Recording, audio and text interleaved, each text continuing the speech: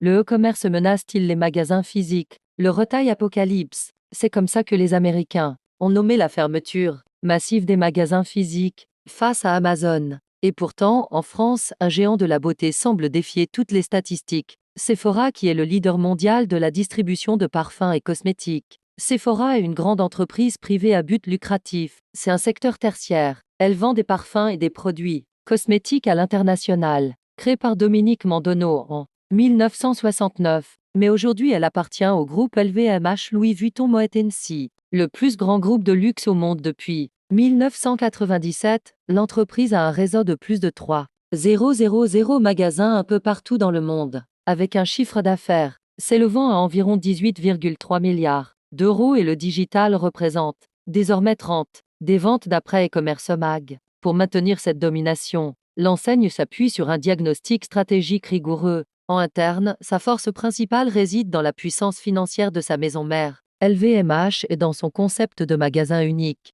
même si elle doit surveiller des faiblesses, comme les coûts fixes très élevés de ses boutiques physiques. À l'externe, si les réseaux sociaux et la demande de personnalisation des clients offrent de réelles opportunités de croissance, Sephora fait face à des menaces majeures: la baisse du pouvoir d'achat liée à l'inflation et l'essor d'une concurrence numérique agressive. Le commerce est un moyen de développer une activité grâce à un site internet. Il permet de mettre en avant un commerce physique, de toucher une cible plus large et de vendre ses produits ou services de jour comme de nuit, tandis que le magasin physique représente le commerce de proximité et l'expérience directe. Dans un premier temps, je vais vous expliquer en quoi le commerce est une menace pour les magasins physiques, puis je vais expliquer que non. Grâce aux atouts physiques imbattables, puis je vais terminer avec la solution. L'alliance des deux mondes. Le commerce menace les magasins physiques. Avec sa concurrence des prix et l'accessibilité, le commerce permet de comparer ses prix en un clic. Des plateformes comme Amazon ou des sites spécialisés comme aussi Notino n'ont pas les mêmes frais.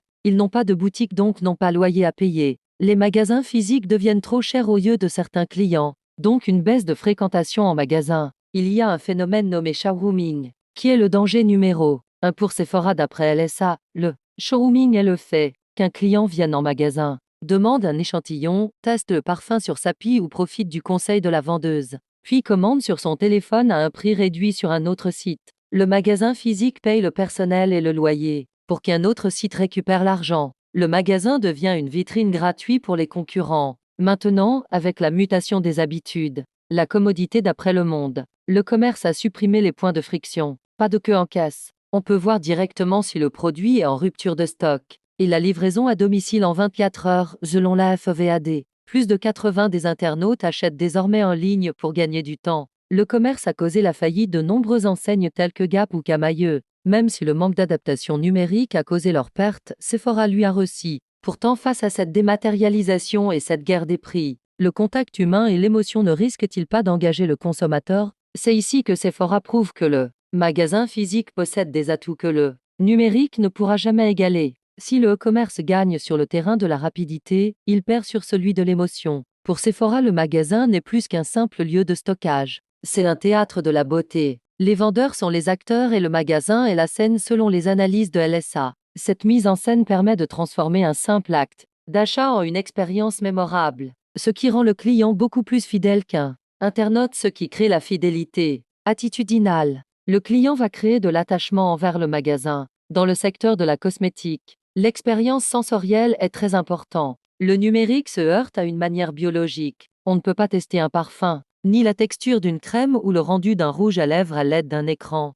Sephora encourage ses clients à toucher et essayer tous les produits. C'est ce qu'on appelle le marketing sensoriel. Sephora fait en sorte à ce que le magasin ait une bonne odeur ou une musique plutôt entraînante. Puis comparé à Internet, il n'y a pas de délai de livraison. L'achat déclenche une satisfaction instantanée. Un algorithme de recommandation sur Internet se base sur les achats passés. Mais il ne peut pas voir si ta peau est fatiguée ou si tu cherches un cadeau. Pour une occasion spéciale, le cast membre chez Sephora sont des conseillères formées pour offrir un diagnostic personnalisé. Cette expertise crée un lien de confiance qui sécurise l'achat et réduit le risque de se tromper de produit. Les magasins offrent des services que le web ne pourra jamais offrir, comme le bar à sourcils de chez Bonnefi ou des cours de maquillage flash. Le magasin devient un lieu de service et pas seulement de vente. Puis l'un des plus gros problèmes du e-commerce est le taux de retour des produits. En magasin, le client achète le bon produit du premier coup grâce au testeur et au conseil. C'est un avantage économique majeur pour l'entreprise.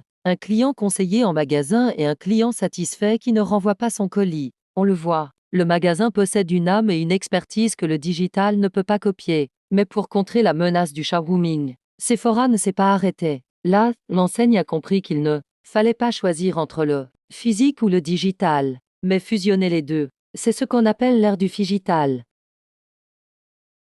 Le phygital, le mélange entre le mot physique et digital. C'est l'utilisation du digital pour améliorer l'expérience physique. Sephora a donc mis en place le click and collect en 2 heures. Le principe est que le client réserve sur son téléphone, donc donne le confort du digital, mais vient le chercher en magasin, qui produit la rapidité du physique. Une fois en boutique, un client sur 3 finit par acheter un produit supplémentaire qu'il a vu en rayon d'après. Fashion Twerk France. Puis Sephora utilise des outils numériques pour aider ses conseillères et éviter le showrooming. Le Color IQ, c'est un outil qui scanne la peau pour trouver la teinte de fond de teint exacte. C'est une technologie que l'on ne peut avoir chez soi. Les miroirs de réalité augmentée qui permettent d'essayer virtuellement vin rouge, lèvres en quelques secondes sans se démaquiller. Ces outils justifient le déplacement en magasin et accélèrent la décision d'achat. Puis si un produit est en rupture de stock en rayon, le vendeur peut le commander sur sa tablette pour le client et le fait livrer chez lui. Le magasin ne perd plus jamais une vente à cause d'un rayon vide.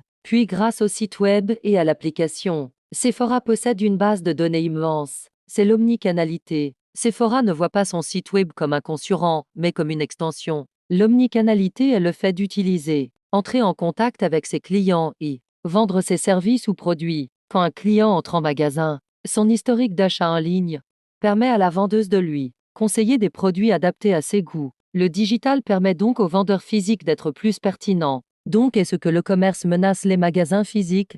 Oui, le commerce menace les magasins passifs, qui ne proposent rien de plus qu'un site web.